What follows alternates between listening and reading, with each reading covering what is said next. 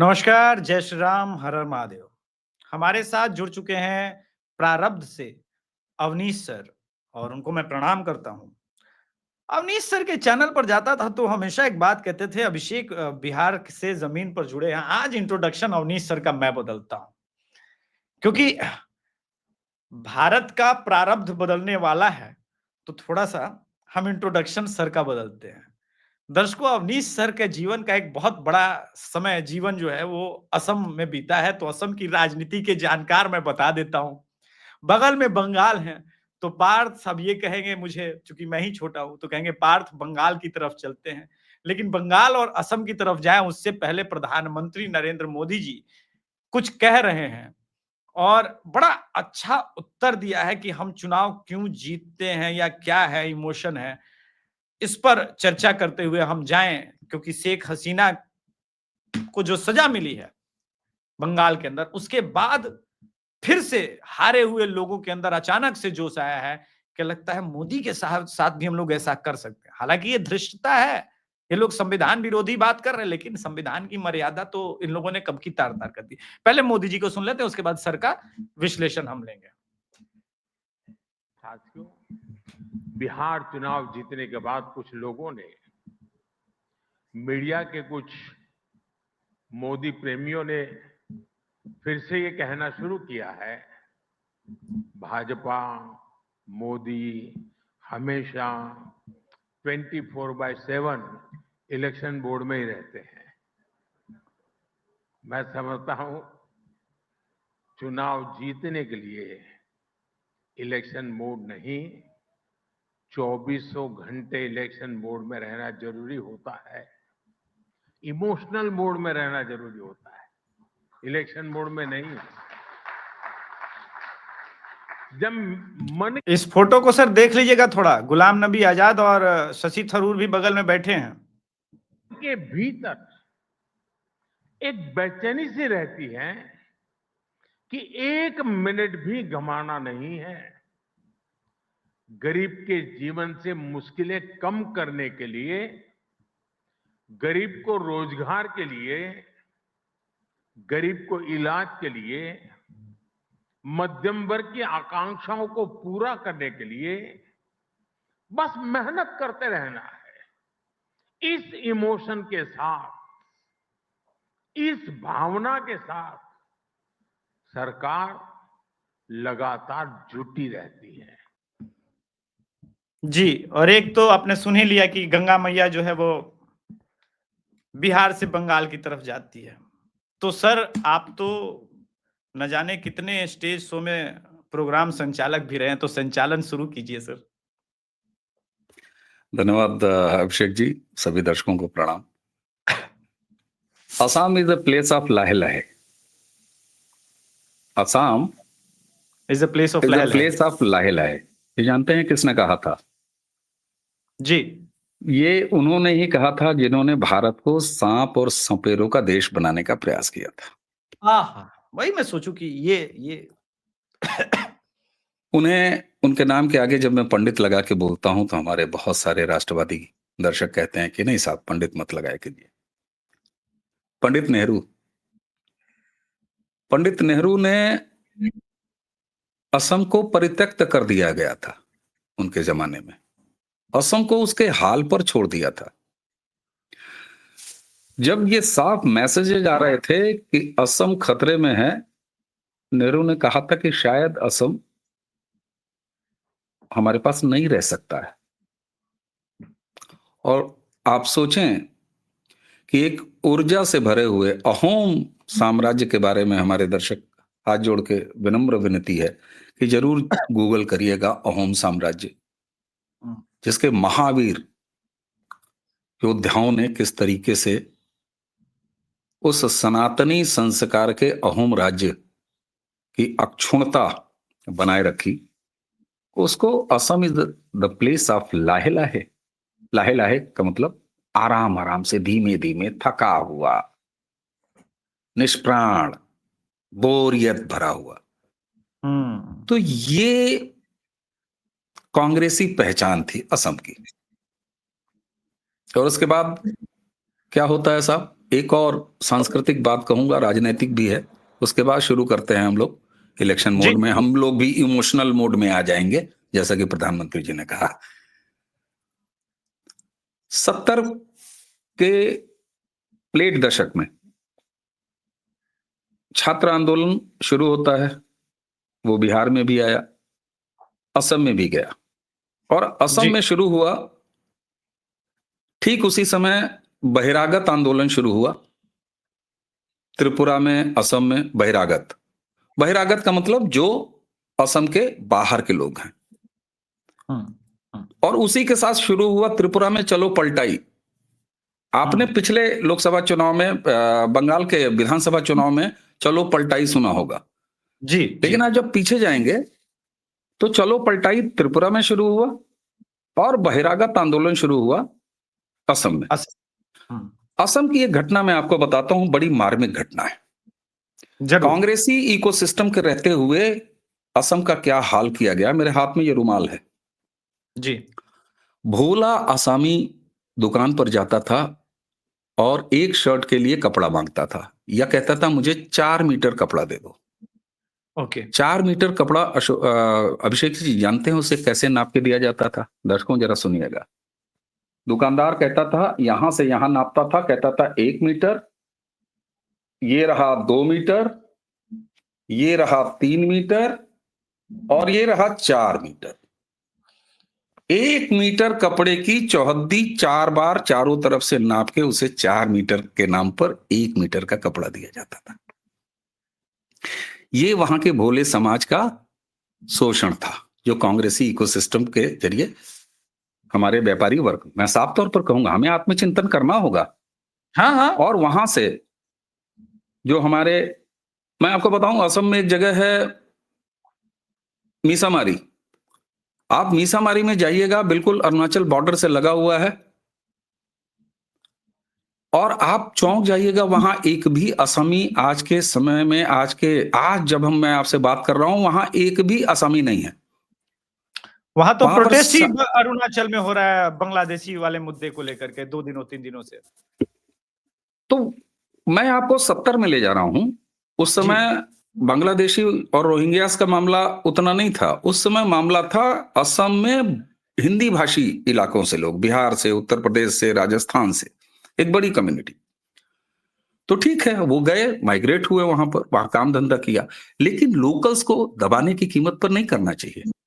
बिल्कुल। उस समय की कांग्रेसी सरकारों ने ये ध्यान नहीं दिया। मीसामारी में 100% आबादी हमारे बिहार के भाइयों की है। एक भी आसामी घर आपको नहीं मिलेगा, कुछ बंगालीज मिलेंगे। सोनितपुर जिले में वो जगह आती है। तो इस तरीके से जब उनका शोषण हुआ तो बहिरागत आंदोलन आया, और वहां से इंसर्जेंसी जन्मी, जो उल्फा के रूप में लोग जानते हैं। लेकिन अब यहां सीन में आते हैं राष्ट्रवादी लोग, और अटल बिहारी वाजपेयी जी की जब पहली सरकार बनी तो उसी आंदोलन से निकले हुए 2 चेहरे, एक प्रफुल्ल कुमार मोहंती, और दूसरा जो आज भी म्यांमार के जंगलों में गोलियों की प्रतीक्षा कर रहा है, चेतिया। हुँ, चेतिया को पकड़ा लेफ्टिस्टों ने, उसको अपनी गोद में रखा कांग्रेसी को सिस्टम के लेफ्टिस्टों ने, और प्रफुल्ल कुमार मोहंती को आरएसएस ने और राष्ट्रवादी भारतीय जनता पार्टी ने अडॉप्ट किया और ग्रूम किया। और उसका नतीजा क्या हुआ? प्रफुल्ल कुमार मोहंती असम के सबसे कम उम्र के मुख्यमंत्री बने पहली बार। अटल जी, बिहारी की सत्ता, उन्होंने उल्फा छोड़ा, उल्फा छोड़ के वापस आए। वापस आने के बाद पार्टी बनाई, और पार्टी बना के चुनाव लड़े। उगता हुआ सूरज उनका चुनाव निशान था, एनडीए के सहयोगी पार्टी थे, और उसके बाद राष्ट्रीय धारा में आ गए। लेकिन वहीं पर अनूप चेतिया कहां है आज? अनूप चेतिया आज भी म्यांमार के जंगलों में गोलियों की भागे हुए। प्रतीक्षा कर रहा है। तो ये संस्कार का फर्क होता है, जो धीरे धीरे असम में अटल बिहारी वाजपेयी जी के समय से बोना शुरू हुआ, जिसका नतीजा गोगोई की सरकार, 2 टर्म की सरकार के बाद आप पहली बार आपने सोनोवाल साहब के नेतृत्व में देखा, और उसके बाद अब आप वहां विश्व शर्मा साहब के नेतृत्व में देख रहे हैं, हेमंता के। हुँ, तो इंसर्जेंसी को किस तरीके से अपना हथियार बनाया, और ये डीएनए कांग्रेस के पास नेहरू से आया।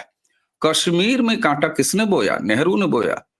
चाइना के साथ तमाम समस्याएं किसने शुरू किया? इस्लामिक आतंकवाद का डीएनए किसने भारत में पैदा किया और पैदा होने दिया? नेहरू ने किया।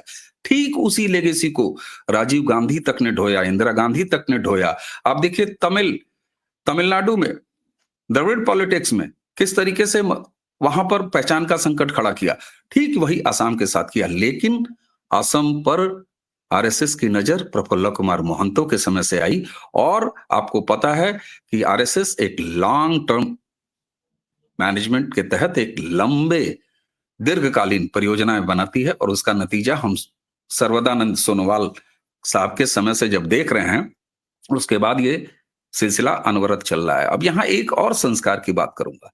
दर्शकों, आपको याद होगा सर्वदानंद सोनोवाल के नेतृत्व में पहली बार असम में सत्ता परिवर्तन हुआ, राष्ट्रवादी सत्ता आई। 5 साल वो रहे। भारतीय जनता पार्टी का संस्कार देखिए, राष्ट्र प्रथम की भाव की पार्टी का संस्कार देखिए। बड़े आराम से सर्वदानंद को केंद्र ले आए और उसके बाद सर्वदानंद जब अपने नेतृत्व में दूसरा चुनाव जीत के आए, उसके बाद हेमंता वहां आए और आज हेमंता जिस तरीके से डील कर रहे हैं और सोनोवाल साहब की भूमिका केंद्र में। तो साहब देखिए, ये एक लंबी तैयारी के तहत राष्ट्र प्रथम के भाव से किया गया पुराना काम है जिसके नतीजे आज हमें मिल रहे हैं। इसलिए मुझे लगा कि इस पूरी पृष्ठभूमि को, ये अचानक बम नहीं फूटा है कि अरे अचानक भाजपा की सरकार पूरे नॉर्थ ईस्ट में खिलने लगी है। त्रिपुरा जो चलो पलटाई करता था, वहां त्रिपुरा में नाथ संप्रदाय का इतना बड़ा बेस है कि योगी आदित्यनाथ अगर वहां पर 10 जन सभाएं करके चले आते हैं तो पूरा त्रिपुरा अपना चुनाव पलट देता है। एक तरफ हम कभी ये जानते थे कि नॉर्थ ईस्ट तो पूरा क्रिश्चियन हो चुका है कांग्रेस के समय में। राष्ट्रीय मीडिया में 10-10 दिन, 15-15 दिन बीत जाता था अभिषेक जी, कभी नॉर्थ ईस्ट के एक समाचार की वहां पर उपस्थिति नहीं होती है। और आज नॉर्थ ईस्ट में न सिर्फ एक्सप्रेसवेज, न सिर्फ वहां पर हाईवेज, बल्कि कैबिनेट की बैठक होती है। कोई तो ऐसा महीना ना हो। पहुंच गई। अब तो बहुत बदलाव हो गया। वो लोग तो बिल्कुल, तो ये देखिए, संस्कार में जब बदलाव किया जाता है तो आपको चुनाव दर चुनाव रिजल्ट दिखाई देते हैं। ये कोई फ्लूक वाला चुनाव नहीं है। और अब भारत में हम सारे लोगों ने डिलीवरी वाली राजनीति को एडॉप्ट करना शुरू किया है। इसका सबसे बड़ा उदाहरण आपका बिहार है, जहां 2.5 करोड़, 3 करोड़ परिवारों को नौकरी दे देंगे, उसके बावजूद भी लोगों ने कहा कि ना, हमें तुम पर भरोसा नहीं है। और एक चीज और बिहार ने जो सबसे बड़ा काम किया है, जिसको मैं बार बार क्रेडिट दे रहा हूं, एसआईआर के प्रति पूरे भारत को जागरूक किया है कि मतदाता सूची का पवित्रीकरण और शुद्धिकरण हमारे राष्ट्र के, हमारे राज्य के विकास के लिए कितना आवश्यक है। इस बात का सबसे बड़ा क्रेडिट अगर किसी को जाता है तो वो बिहार को जाता है। आज उत्तर प्रदेश में जानते हैं क्या माहौल है अभिषेक जी? हर आदमी एक दूसरे से बात कर रहा है कि आपके यहाँ एसआईआर का फॉर्म आ गया। पंजाब में लोग स्वागत कर रहे हैं। आ रहे हैं, बंगाल आ रहे हैं। अभी हम आपसे बंगाल पर ही आ रहे हैं और बंगाल पर एसआईआर की ही बात होगी। लेकिन उससे पहले मैं एक वीडियो तो नहीं, एक ट्वीट दिखाऊंगा। वीडियो उसमें संलग्न है, आपको उसके लिए थोड़ा परिश्रम करना पड़ेगा। मेरे ट्विटर हैंडल पर जाना पड़ेगा या हरि मांझी जी के ट्विटर हैंडल पे चले जाइए। हरि मांझी जी भाजपा के बड़े नेता हैं। उन्होंने अभी थोड़ी देर पहले एक ट्वीट पोस्ट किया है। सनातनी स्वयं सेवक जो स्वयं को लिखते हैं, जिस समाज से आते हैं आप समझ सकते हैं, और स्वयं को खुलेआम लिखते हैं सनातनी स्वयं सेवक, ठीक है, एक्स मेंबर ऑफ पार्लियामेंट भी है। 300 बांग्लादेशी बिना किसी डॉक्यूमेंट के लाइन में सब खुलेआम स्वीकार कर रहे हैं कि बिराठी में वो अवैध रूप से रह रहे थे। कोई डॉक्यूमेंट नहीं है, अवैध रूप से रहना स्वीकार। और आप पूरा इकोसिस्टम देखिए, इसने नॉर्मलाइज कर दिया है कि बांग्लादेशी मुसलमान रहने चाहिए, कोई दिक्कत नहीं है। लेकिन फिर गेम में आता है सर एसआईआर, फिर गेम में आता है एसआईआर, और ऐसा खतरनाक एसआईआर आता है, ठीक है, जिसने 34 लाख का तो अभी ही डेटा आने लगा कि वोटर आईडी कार्ड पहले ही खत्म होने वाले हैं। आधार कार्ड खत्म हो गया, वोटर आईडी कार्ड कितने जाएंगे पता नहीं। एसआईआर में 34 लाख कटेंगे वोटरों के नाम। पश्चिम बंगाल में आधार कार्ड पर यूआईडीआई में ने चुनाव आयोग में ऐसा क्या बता दिया? तो ये तो आधार कार्ड वाले कट जाएंगे। इसके अलावा मरे हैं जो पिछले 20 सालों में, वो कट जाएंगे। दूसरा खौफ ऐसा है कि मरे मरे लोग जो 24 साल से गायब थे सर, 28 साल से गायब थे, वो बंगाल में अपना वोटर आईडी कार्ड लेकर के निकल रहे हैं। अच्छा, ये वो लोग हैं जो हिंदू हैं, ये भागे होंगे किसी कारण से। मरा हुआ शख्स 28 साल बाद लौटा, बोला भैया जगबंधु मंडल लौटा है। बोले हम भाग गए थे गुरु। तो क्यों भागे थे तो आपको पता होगा। तो उल्टा हिंदुओं की वापसी हो रही है और मुसलमानों का पलायन हो रहा है, और इसके बीच बंगाल चुनाव होना है। दादा खेला होबे की, इस बार तो अलग खेला होबे का नारा लग रहा है, और इस बार हिंदू समाज लगा रहा है जी। बंधु खेला हो गए और विशद खेला हो गए। मैं आपको बताऊं, मेरे बहुत नजदीकी परिवारजन वहां पर सेटल्ड हैं, और कई सारे हैं, लेकिन एक घटना अभी जो 4-5 दिन पहले हुई, तो वो साल्ट लेक इलाके में रहते हैं। साल्ट लेक वहाँ का ठीक ठाक इलाका है, कलकत्ता का, जो लोग भी जानते हैं। तो उसने मुझे फोन किया और कहा कि बच्ची, उसने फोन किया, कहा कि यहाँ तो मेट की बड़ी प्रॉब्लम हो रही है और बड़ी समस्या है। हमने कहा क्या हुआ? She is a working lady also. मैंने कहा क्या हुआ? बोले साहब, यहाँ भगदड़ मची है और भाग रहे हैं। कॉलोनियों में स्वीपर्स गायब हैं, कूड़ा उठाने वाले गायब हैं, दाइयां गायब हैं, बर्तन भाड़े करने वाले गायब हैं, छोटे मोटे काम करने वाले गायब हैं, रिक्शा पुलर्स गायब हो रहे हैं बहुत तेज। मैंने कहा ऐसा क्या?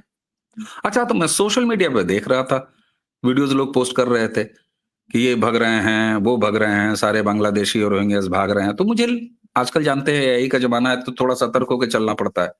तो मुझे जी। लगा यार ऑथेंटिकेट करूंगा 1-2 दिन में इसको कि क्या सच है, क्या इसमें कितना गलत है।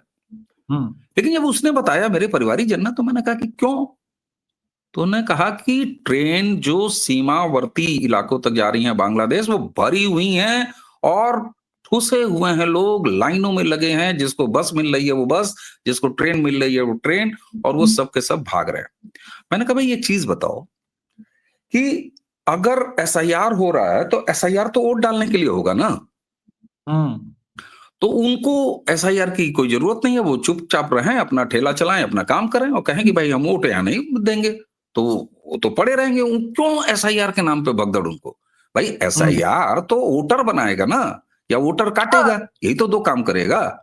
बिल्कुल तो बिल्कुल। अगर उनको वोट डालने में कोई इंटरेस्ट नहीं है या नहीं होना चाहिए, तो वो चुपचाप अपना काम करें। अगर वो जीने खाने के लिए आए हैं, फिर वो भाग क्यों रहे हैं? तो बोले दरअसल ग्राउंड पर एसआईआर का ये मैसेज है कि एनआरसी हो रहा है। भारत अपने नागरिकों की लिस्ट बना रहा है। और याद कीजिए अभिषेक जी, मैं लगातार कहता था कि एक दूसरे रूप में एसआईआर एनआरसी है। वहां उस तबके में यह है कि अब हमारी गिनती होगी। भारत अपने नागरिकों की गिनती कर रहा है, अपने सिटीजन्स की गिनती कर रहा है, और हम तुरंत पहचाने जाएंगे कि हम भारत के नागरिक नहीं हैं, और हमको उठा के डिटेंशन कैंप में डाल दिया जाएगा। इसलिए डिटेक्ट, भगदड़ मच रही है। डिलीट, डिपोर्ट, जो नारा चल रहा है, yes. Detect, delete and deport. ये मैसेज जो पहुंचा है ग्राउंड पर, उसने ममता बनर्जी को बेचैन तो कर रखा है। वो अब दिख रहा है, क्योंकि आपने भी वो पूरा, मैं उस बेशर्म लेडी का वीडियो क्या डालूं, राजदीप की नहीं, नहीं, मेहरारू। आवश्यकता नहीं। हाँ, राजदीप की मेहरारू हैं, वो बहुत बेचैन हो गए, बोले कि यहाँ मसल पावर नहीं चलेगा, यहाँ मनी पावर नहीं चलेगा, यहाँ किसी को डरा नहीं पाएंगे। बट नरेंद्र मोदी तो किसी को डरा नहीं रहे हैं सर। वो तो कह रहे हैं कि सिर्फ एसआईआर हो जाने दीजिए, और आपको तकलीफ हो रही है। प्रॉब्लम कहां है? टीएमसी को ऐसा क्यों लग रहा है कि सारे बांग्लादेशी मुसलमान, इतना आश्वस्त है क्या वो कि सारे बांग्लादेशी मुसलमान टीएमसी को ही वोट कर रहे थे? मतलब खेला है कुछ? मैं आपको घृणित खेला बता रहा हूं। जी मैंने ही जी। अभी कहा कि अगर एसआईआर हो रहा है तो वोटर की शुद्धिकरण होगा, नाम कटेगा, जुड़ेगा। इससे बांग्लादेशी और रोहिंग्यास क्यों परेशान है? दरअसल वहां का आप प्रॉब्लम समझिए। ये जितने भाग रहे हैं, ये नाम उनमें से ऐसा नहीं है कि 100 के 100, मतलब 100% जितने भी ये अवैध हैं घुसे हुए, ये सारे के सारे वोटर नहीं हैं। अब जरा सुनिएगा, सारे के सारे वोटर नहीं है। ये बहुत क्रूर सच्चाई है, जो संभवतः मैं पहला व्यक्ति हूं जो आपको बता रहा हूं। इसको आप ऑथेंटिकेट करिएगा। अगर 100 बांग्लादेशी या रोहिंग्या हैं, तो अभिषेक जी 100 के 100 भारत में वोटर लिस्ट में नहीं है। बमुश्किल 50 हैं। अब आप कहिएगा फिर वो 50 को लेके ममता बनर्जी क्यों परेशान है? दरअसल टीएमसी के गुंडे भाजपा के या हिंदू मतदाताओं को पोलिंग बूथ तक नहीं पहुंचने देते। हाँ। और जब 50 हिंदू पोलिंग बूथ तक गांव में रिमोट एरियाज में नहीं पहुंचता है, तो ये जो 50 फर्जी हैं वो उनके नाम की पर्चियां लेके वहां बूथ पर जाते हैं, गुंडई से ईवीएम का बटन दबाते हैं। ये उस रूप में जैसे ट्रेवल एजेंट टिकट रख लेता है फर्जी नामों से, उसके बाद फर्जी दूसरे को टिकट दे देता है और आपको कहता है कि अभिषेक जी आप अपना नाम अवनीश बताइएगा, उम्र आप अपनी इतनी बताइएगा। ये इस रूप में काम आते हैं। तो अगर कहीं कोई ये आपको कहता हुआ विपक्ष का दिखाई दे कि साहब सबके सब वोटर थोड़ी ना, आप कहिए हाँ बिल्कुल स्वीकार कीजिए, सबके सब वोटर नहीं है, लेकिन ये संख्या यहां पर रह के उस दिन, क्योंकि आपको आदमी भेजना होगा ना जिसके उंगली में स्याही लगनी है। बिल्कुल और बिल्कुल। इस तरीके से वहां मतदान, और आपको तरीका बताऊं ग्राउंड पर कैसे खेल होता है। गांव में बना हुआ है, मान लीजिए प्राइमरी स्कूल में पोलिंग बूथ बना हुआ है और गांव से निकल के एक रास्ता जाता है जो वहां तक जाता है। आप सेंट्रल फोर्सेस लगा देते हैं, सब कुछ कर लेते हैं, कोई बात नहीं, लेकिन वो 100 मीटर के ही दायरे में रहते हैं ना। हाँ हाँ। अचानक सुबह 6 बजे टीएमसी का 2 गुंडा कुर्सी उठाता है और गांव से मतदान केंद्र तक जाने वाले रास्ते में कुर्सी डाल के बैठ जाता है। यह अपने आप में बिना बोले हुए संकेत होता है कि जो भी ऐसे लोग उधर से मतदान के लिए जा रहे हैं उनको मतदान के लिए नहीं जाना है। उनके नाम की पर्चियां पकड़ते हैं यही अवैध बांग्लादेशी और रोहिंग्या जो टीएमसी के पाले हुए हैं, वो लेके जाते हैं।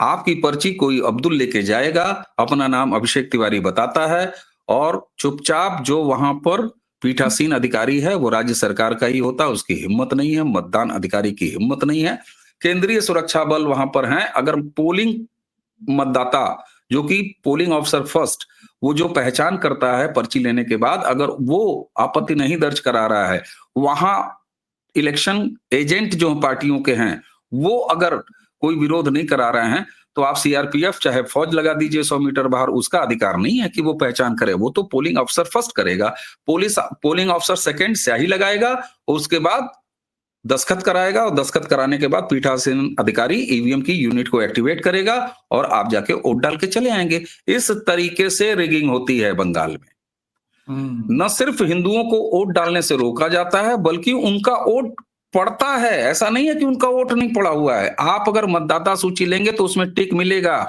लेकिन अभिषेक तिवारी का वोट अभिषेक तिवारी ने नहीं डाला होगा। ये जो 50% नॉन वोटर्स अवैध घुसपैठिए पाले हुए हैं टीएमसी इकोसिस्टम ने, वो वोट डाल के आता है। इस तरीके से वहां पर फर्जी मतदान होता है। अब जब वो 50% भी भाग रहा है, तो 50% जो आपका डालता था आपके नाम का वो भाग रहा। एसआईआर में आप जो 50% अवैध वोटर बन चुका है वो काट रहे। तो फिर बताइए ममता बनर्जी उनके इकोसिस्टम की क्या हालत होगी। और ऐसी हालत होगी नहीं, ऐसे कैसे कल्पना की जा सकती है। ये दर्द है। लेकिन इसी के साथ अभिषेक जी एक बेहद महत्वपूर्ण बता दूं बात। ममता बनर्जी के सामने अब आगे कुआं पीछे खाई वाली स्थिति है। आप याद कीजिए, यही ममता बनर्जी थी, कहती थी किसी कीमत पर बंगाल में एसआईआर नहीं होने दूंगी। मैं अदना सा व्यक्ति कहता हूं, चैलेंज करता हूं कि किसी में दम नहीं है कि जो बंगाल में एसआईआर रोक ले। पूछिए क्यों? कारण यह है कि एसआईआर सुप्रीम कोर्ट ने भी कहा है आवश्यक है। मतदाता सूची का पवित्रीकरण आप करिए, शुद्धिकरण करिए। एक भी गैर भारतीय नागरिक भारत में वोट देके सरकार बनाने की प्रक्रिया में शामिल नहीं होना चाहिए। इसको इंश्योर कीजिए इलेक्शन कमीशन, ये कहा है सुप्रीम कोर्ट ने। इलेक्शन कमीशन एक संवैधानिक बॉडी है। इलेक्शन कमीशन एसआईआर करा रही है। अगर ममता बनर्जी का इकोसिस्टम वहां पर गुंडई करके एसआईआर या एसआईआर करने वाली टीम के साथ, जो कि सीधे सीधे अब इलेक्शन कमीशन को रिप्रेजेंट करते हैं, अगर उनके कार्य में व्यवधान डालेंगे तो एक संवैधानिक संस्था में के कार्य में व्यवधान डालना हुआ। इलेक्शन कमीशन को इतने पावर्स हैं कि वो सीधे राष्ट्रपति महोदय या राष्ट्रपति महोदया के पास एक पत्र लेके जाए CC2 गवर्नमेंट ऑफ इंडिया कि राष्ट्रपति महोदया, एक संवैधानिक बॉडी होने के नाते हम एसआईआर की प्रक्रिया बंगाल में कर रहे हैं, वहां हमें अपेक्षित सहयोग नहीं मिल रहा है या हमारे काम में बाधा खड़ी की जा रही है, अतः हमारा आपसे निवेदन है कि उचित निर्णय लें और हमें ऐसा लगता है कि वहां पर आपको अपनी सरकार बना लेनी चाहिए, यानी राष्ट्रपति शासन लगा देना चाहिए, ताकि हम आराम से और पूर्ण विश्वसनीय तरीके से एसआईआर करा सकें। आप उसको बताइए, इसके बाद बंगाल में क्या राष्ट्रपति शासन कोई रोक पाएगा? नहीं ना, रोक पाएगा। कोई नहीं और रोक पाएगा। अगर ममता बनर्जी नहीं होने दे रही हैं एसआईआर, मान लीजिए मैं कहता हूं नहीं होने देंगे, तो ये प्रक्रिया लंबित रहेगी और जब तक एसआईआर होगा नहीं तब तक चुनाव हो नहीं सकता। और अगर लंबा इन्होंने लटकाया तो उनकी विधानसभा का कार्यकाल समाप्त हो जाएगा और जैसे ही कार्यकाल समाप्त होगा वैसे ऑटोमेटिकली वहां पर राष्ट्रपति शासन लग जाएगा। तब क्या करेंगी ममता बनर्जी? तो इसीलिए मैं कह रहा हूं, आगे कुआं पीछे खाई वाली स्थिति है। ममता बनर्जी के बोल जो एसआईआर के खिलाफ थे, आप धीरे धीरे उसमें कमी आते देखेंगे। इस तरह राजदीप की वो मेहरारू और तमाम इस तरह की देसी महुआ, विदेशी शराब, इस टाइप की जो कुछ चीजें हैं, वो एलिमेंट आपको भोंकते भागते दिखाई देंगे। लेकिन ममता बनर्जी ये जान रही हैं कि मैं बहुत बड़े संवैधानिक ट्रैप में फंस चुकी हूं। यह राजनीतिक अंतिम चुनाव ममता बनर्जी का है, इसको बड़बोलापन न लिया जाए, क्योंकि मतदाता सूची और का शुद्धिकरण। और एक चीज और बताऊं, जैसे ही बंगाल की एक टेंडेंसी है, जरा दर्शकों को असम का मैंने 70 से बताया, बंगाल का भी आधे मिनट में बताता हूं। बंगाल ने जब भी कोई सत्ता उखाड़ी है तो एक मुश्त उखाड़ी है और लंबे समय के लिए उखाड़ी। जब उसने कांग्रेस को उखाड़ा तो 3 दशकों तक लेफ्ट की अराजक ही सही सरकार को वो परखते रहे, ठीक है, ठीक है, ठीक है। लेफ्ट ने वहां पर ये इकोसिस्टम डेवलप किया। ममता बनर्जी जब चढ़ के उतर के आई लेफ्ट के सामने, तो ममता बनर्जी ने भी क्या किया, वही पूरा इकोसिस्टम लेफ्ट का अपने पास उठाया, वही सारे कैरम क्लब, वही सारे गुंडे, वही सारे इकोसिस्टम, वो सब अपने पास उठाया, कहा कि उनसे पैसा लेते थे अब हमसे कमाओ। और उसके बल पर आप देखिए लगातार फिर बंगाल ने दीदी को, फिर दीदी को, फिर दीदी को। तो बंगाल को केवल एक आश्वस्त चाहिए कि कोई विकल्प बन के वहां पर खड़ा है। और यहीं पर अपेक्षा भारतीय जनता पार्टी बंगाल यूनिट या सेंट्रल यूनिट, हम नहीं जानते, आप लोग जानिए भाई पार्टी वालों। अब आपको बंगाल के लोगों को यह भरोसा दिलाना पड़ेगा कि यस, हम यहां पर एक मजबूत विकल्प के रूप में आ रहे हैं, आप हमें वोट दीजिए। और इसकी शुरुआत प्रधानमंत्री नरेंद्र मोदी ने ये कह के दे दी है कि अब हम बंगाल जीतने जा रहे हैं। और नरेंद्र मोदी ने अपना चेहरा कर दिया कि हम बंगाल जीतने जा रहे हैं। तो 25 करोड़ आबादी वाले उत्तर प्रदेश का 2017 याद कीजिए अभिषेक जी। योगी आदित्यनाथ जो आज इतने बड़े पॉपुलर चेहरे हैं पूरे राष्ट्र और अंतर्राष्ट्रीय स्तर पर, वो कहीं से सीन में नहीं थे। ब्रांड मोदी ने यह कहा था कि उत्तर प्रदेश में हमें बदलाव लाना है और उत्तर प्रदेश के 25 करोड़ आबादी वाले इस प्रदेश ने बदलाव दिया था। तो बंगाल में मोदी जी ने अपना चेहरा प्रस्तुत कर दिया है। इन्हें बंगाल में बंगाल की यूनिट को भी अब मजबूत होकर आगे, बंगालियों को बस आप इतना भरोसा दिला दीजिए कि आमियाशी ओके, इतना अगर उनको मिल गया तो बंगाली ऐसा पलटेंगे ना, और वो एसआईआर का उनको सहारा मिल जाएगा। ममता बनर्जी का राजनीतिक कैरियर समाप्त। चलिए, शो को समाप्त करने से पहले सर ने जो बात कही है उसको मैं साबित कर दे रहा हूं। एक वीडियो 30 सेकंड का। लिटरली 2 दिन हुआ है एसआईआर को चालू हुए और मुझे देख के ये बहुत ताज्जुब लग रहा है कि न्यू टाउन का आधा से ज्यादा बस्ती खाली हो चुका है। जहाँ हजारों की तादाद पे लोग रहते थे वहां सिर्फ और सिर्फ 10-15 लोग बचे हुए हैं। अरे शियालदा स्टेशन तो बात ही नहीं होना, लाइक शियालदा स्टेशन में पाँव रखने का जगह नहीं है। तो सर ने जो बात कही है कि, तो सर ये सिर्फ आपकी फ्रेंड ने नहीं कहा है, एक और मैंने वीडियो भी प्ले कर दिया कि देखिए आपके फ्रेंड के अलावा ये पूरे बंगाल में ये चर्चा शुरू हो गई है। दर्शकों अब यहां से क्या बंगाल का प्रारब्ध कैसे लिखा जाएगा और उसमें अभिषेक तिवारी का रथ कहां जाके पहुंचेगा, ये तो आपको अगले महीने से दिखेगा, क्योंकि मैं तो धरातल का आदमी और धरातल पे जाकर के वीडियो दिखाऊंगा। फिर मिलेंगे किसी चलते चलते शो में, किसी प्रारब्ध पर, किसी अभिषेक तिवारी शो पर। गिलहरी हैं, गिलहरियों को यूं ही समर्थन देते रहिए। नमस्कार, जय श्री राम, प्रणाम, धन्यवाद। जरूर हम दोनों गिलहरियों को सपोर्ट कीजिए, सब्सक्राइब कीजिए। धन्यवाद, जय श्री राम। जय जय श्री राम, प्रणाम।